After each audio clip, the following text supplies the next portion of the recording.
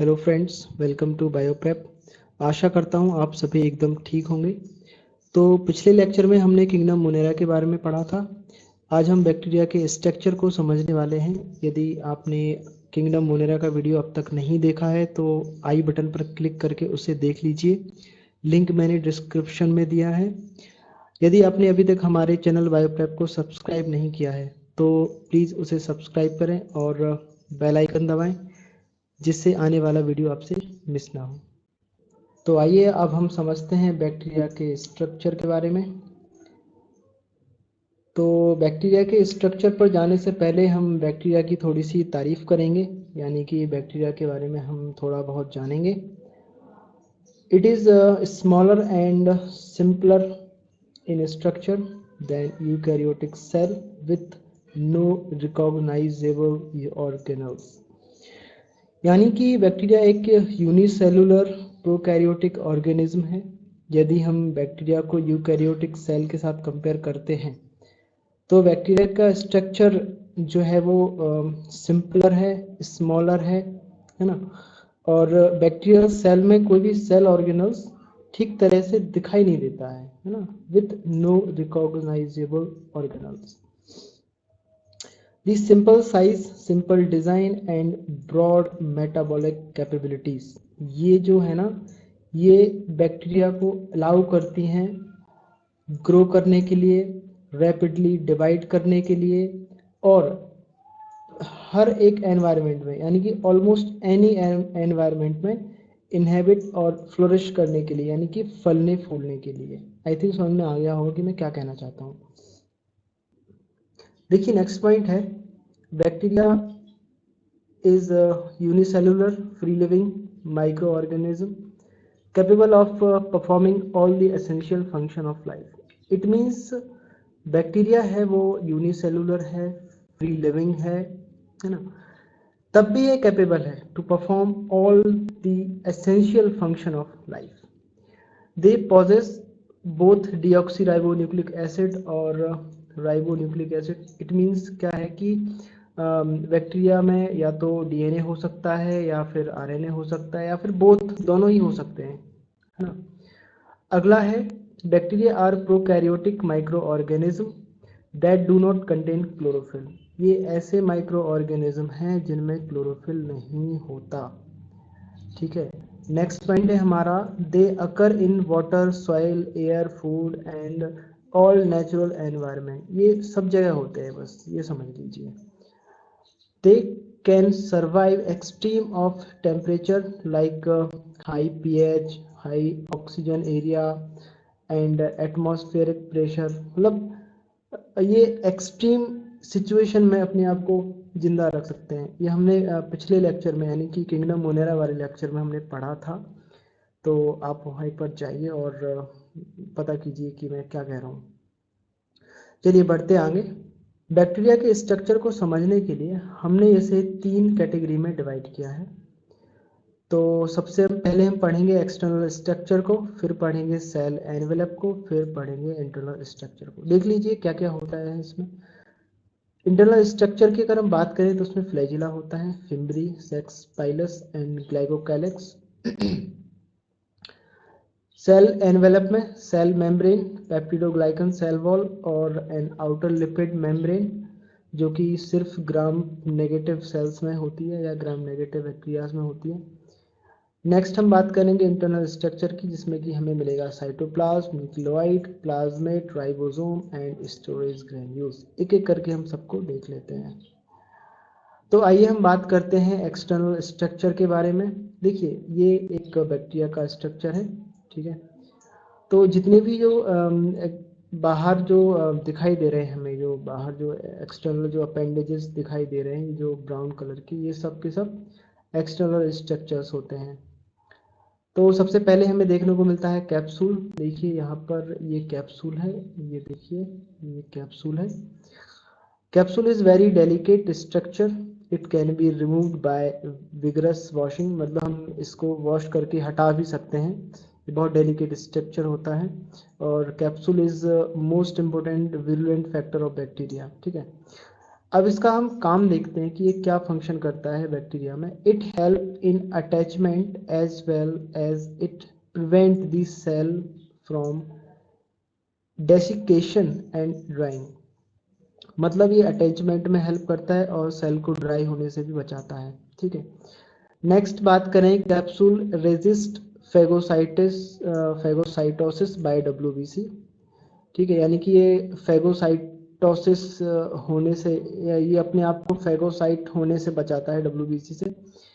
Next हम बात करें कि फ्लैजिला क्या होता है। फ्लैजिला देखिए, ये एक आउटग्रोथ निकल रही है, ये एक हेलिकल स्ट्रक्चर होता है, देखिए इस तरह से।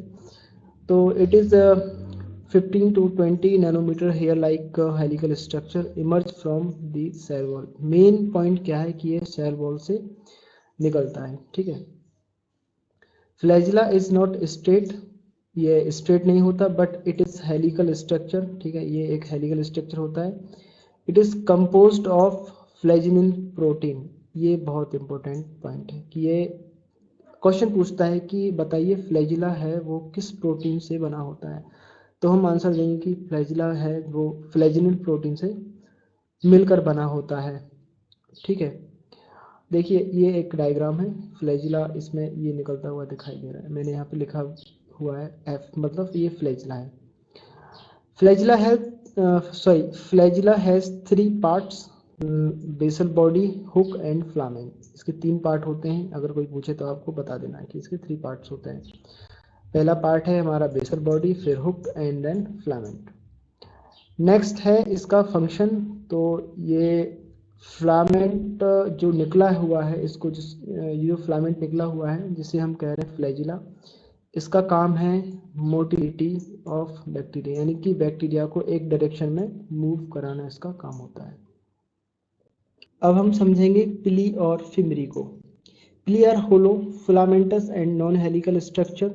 ठीक है, अगर हम बात करें कि पिली, ओके पिली देखिए, ये पिली है, ये पिली है, ये पिली है, ये सब के सब पिली है। ठीक है, और फिलामेंट कहाँ से निकलता है? फिलामेंट इस तरह से निकलता है, सेल वॉल से इस तरह से इमर्ज होता है। तो अगर हम बात करें कि पिली और फिलामेंट जो निकला है, यानी कि ये फ्लैजिला है, तो पिली और फ्लैजिला में क्या फ़र्क होता है? जो फ्लैजिला होता है वो हेलिकल स्ट्रक्चर होता है, और जो पिली होता है वो हेलिकल स्ट्रक्चर नहीं होता, वो होता है नॉन हेलिकल स्ट्रक्चर। ठीक है, इतना समझ में आ गया होगा। नेक्स्ट है, they are numerous and shorter than flagella. मतलब देखो ये बहुत सारे होते हैं, एक तो देखो जैसे कि इसमें दिखाई दे रहे हैं, इस ए वाले डायग्राम में दिखाई दे रहे हैं, बी में दिखाई दे रहे हैं, कई सारे स्ट्रक्चर हमें दिखाई दे रहे हैं पीली के, जबकि फ्लैजिला एक या मोर देन वन हो सकते हैं, बट जो पीली होती है उसके तुलना में या उसके कंपैरिजन में बहुत कम होते हैं। कौन? Flagella.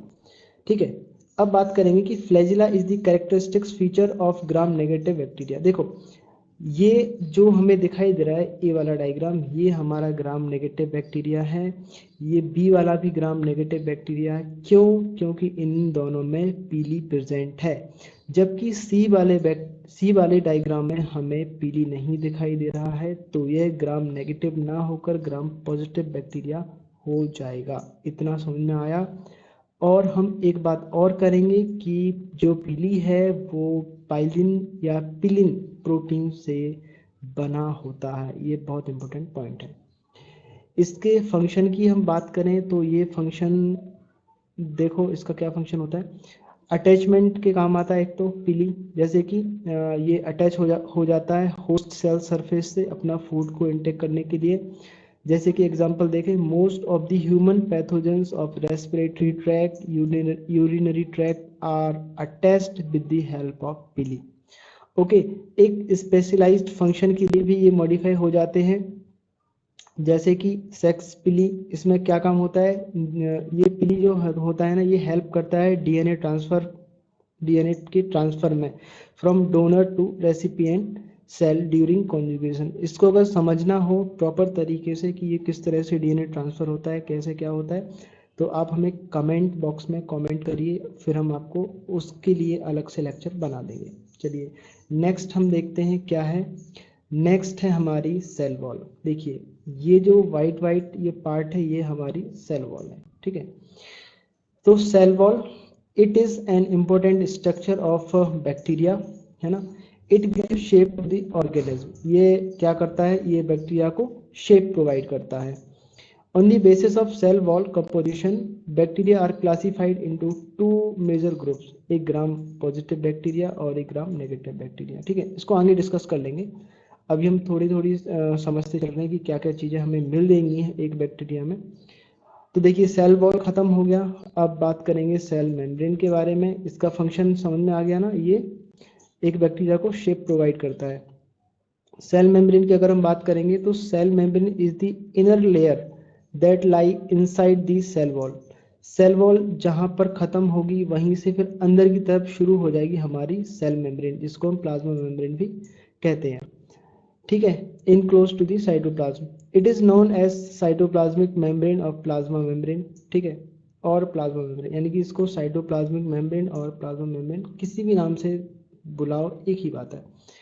Cell membrane of bacteria is composed of phospholipid and proteins, ठीक है। इसका फंक्शन क्या होता है, it is selectively permeable, it allows to pass selective substance such as sugar amino acid across it, यानी कि एक तरह से मॉलिक्यूल्स को पास करने का काम करती है, ठीक है। आइए अब हम बात करते हैं न्यूक्लियस के बारे में। देखिए bacterial nucleus is known as nucleoid because it lacks nuclear membrane, nucleoplasm and nucleolus, ठीक है। तो बैक्टीरियल जो न्यूक्लियस होता है उसको हम न्यूक्लियोइड कहते हैं।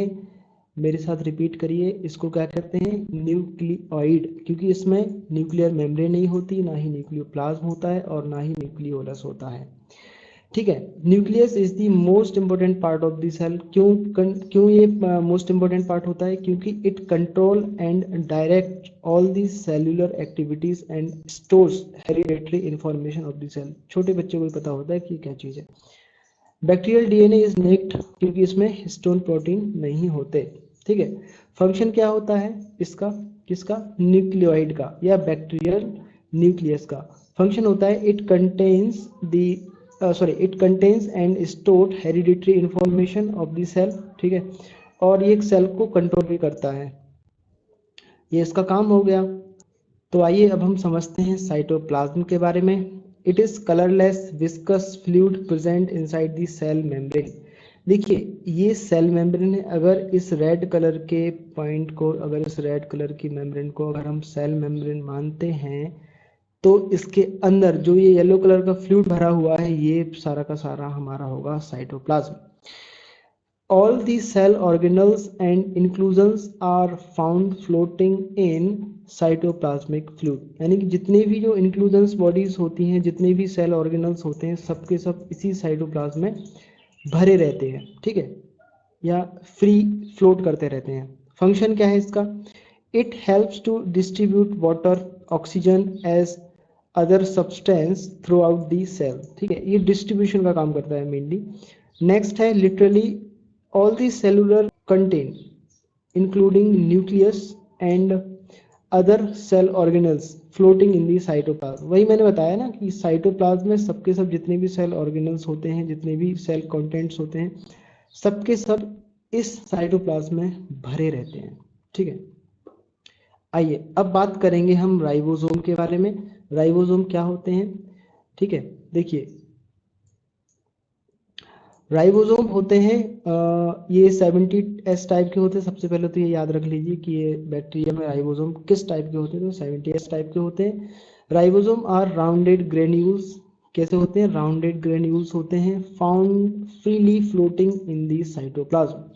देखिए ये जो स्ट्रक्चर दिखाई दे रहे हैं, ब्राउनिश स्ट्रक्चर, इस तरीके से छोटे छोटे स्ट्रक्चर दिखाई दे रहे हैं, ये हमारे राइबोसोम होते हैं और ये कैसे होते हैं, 70S टाइप के होते हैं, ठीक है। Ribosome are known as universal cell organelles. क्यों इनको हम यूनिवर्सल सेल ऑर्गेनल्स बोल रहे हैं, क्योंकि राइबोसोम हमें बैक्टीरियल सेल और यूकैरियोटिक सेल, यानी कि ये प्रोकैरियोटिक सेल में भी मिलेगा और ये हमें मिलेगा यूकैरियोटिक सेल में भी, इसलिए हम इसको यूनिवर्सल सेल ऑर्गेनल्स बोल रहे हैं, ठीक है। इसका काम क्या होता है? इसका काम होता है कि ये हमारी हेल्प करता है, हमारी मतलब कि सेल की हेल्प करता है प्रोटीन को सिंथेसाइज करने में। ठीक है, अब बात करेंगे प्लाज्मिड। एक लास्ट बचा है प्लाज्मिड। प्लाज्मिड क्या होता है? ये इस तरीके का ये जो स्ट्रक्चर होता है इसको हम बोलते हैं प्लाज्मिड। देखिए ये यहाँ पर दिखाई दे रहा है हमें plasmid DNA. A plasmid is a small circular piece of DNA that is different than the chromosomal DNA। ठीक है, इसका जो काम होता है ना वो हम नेक्स्ट क्लास में समझेंगे, या जो लेक्चर हम बनाएंगे उनमें हम आपको बताएंगे कि प्लाज्मिड से हम क्या क्या कर सकते हैं। तो आज हमने समझा बैक्टीरिया के स्ट्रक्चर के बारे में। यदि और कोई आपका कोई कमेंट्स हो या आपकी कोई बात हो जो आपको मुझसे कहनी हो या मुझ तक पहुंचानी हो तो आप कमेंट करें, और बायोप्रेप को सब्सक्राइब करें और बेल आइकन को दबाएं और अपने दोस्तों के साथ शेयर करें अगर ये आपको अच्छा लगे। ठीक है, चलिए, थैंक यू।